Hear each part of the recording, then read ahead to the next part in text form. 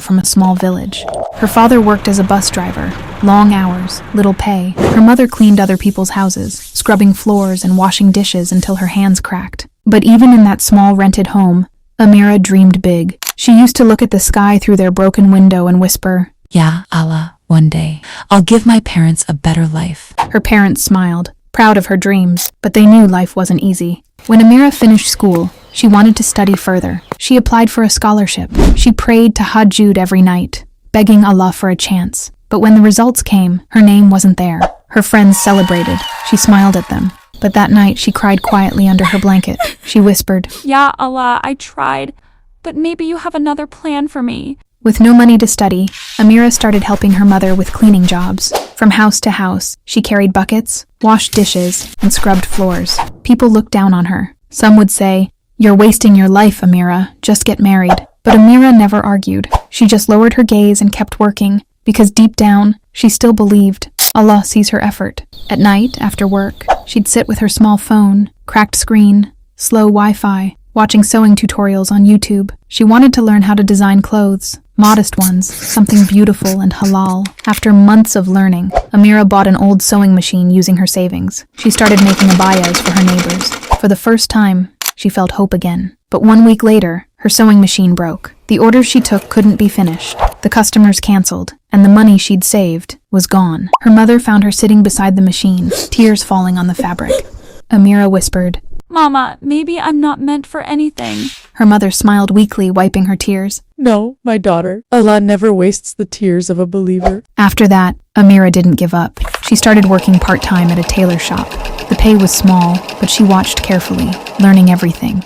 She applied again for a sewing grant from a local NGO, and again, rejected. She tried to sell handmade hijabs online. No one bought. She started a small food stall. It failed in a week because of rain. Everything she touched seemed to break. And one night, Amira stood in sujud, crying like a child. "Ya Allah, I don't know what to do anymore. I'm tired, but if you're testing me, then please, don't let me lose faith." A few weeks later, something unexpected happened. One of her mother's cleaning clients noticed Amira's sewing samples. She said, "These are beautiful. Can you make 10 uniquely designed abayas for my boutique?" Amira hesitated. She didn't even have a working machine. But the woman said, "I'll pay you in advance, dear." That night, Amira cried again, but this time, tears of gratitude. With that small payment, she repaired her old machine and started sewing day and night. She didn't sleep. She didn't go out. She just worked, whispering Bismillah before every stitch. When Amira handed over those 10 abayas, she was nervous. Her hands were trembling as if every stitch carried her entire life inside it. Weeks later, she received a message. "Amira, people loved your designs. We sold all 10 in 1 week." Amira froze. For a moment, she couldn't speak. She stared at her phone, then slowly sank to the floor, tears rolling down her cheeks. "Alhamdulillah, ya Allah? Is this real?" Her mother rushed in.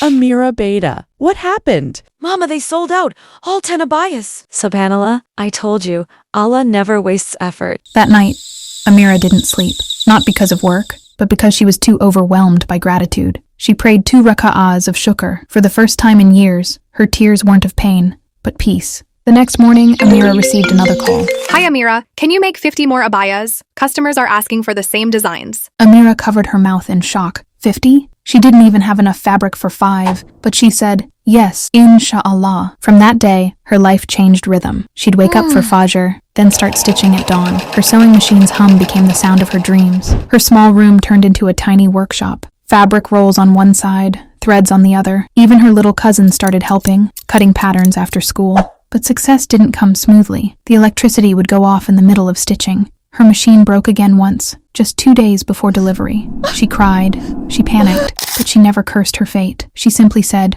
"Allah tested me before, and He helped me before. He will again." Her father, seeing her hard work, began helping deliver packages on his motorbike, and her mother cooked for her when she forgot to eat. They weren't rich, but their home was filled with something money couldn't buy: hope.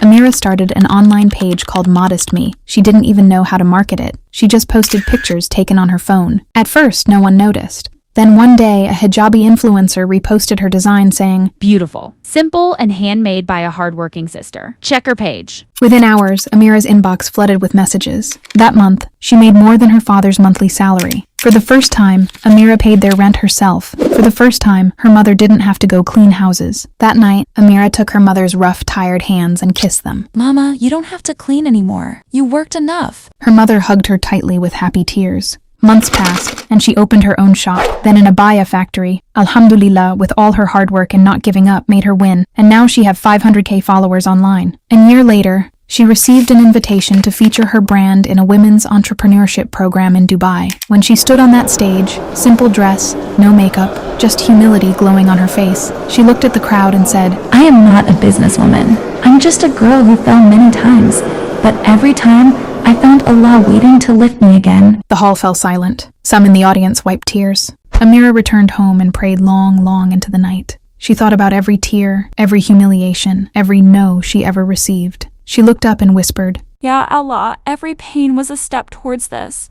Thank you for not giving me what I wanted because you gave me what I needed. Amira's story reminds us, failure doesn't mean Allah left you. Sometimes it means He's training you for something greater. So if you're tired, if you've fallen again and again, remember Amira. Remember the girl who started with nothing but faith. Because maybe, just maybe, your broke moment is the start of your blessed moment. You just don't see it yet. Keep working, and one day you'll succeed, inshallah. Subscribe for more videos until next time. Assalamu alaikum.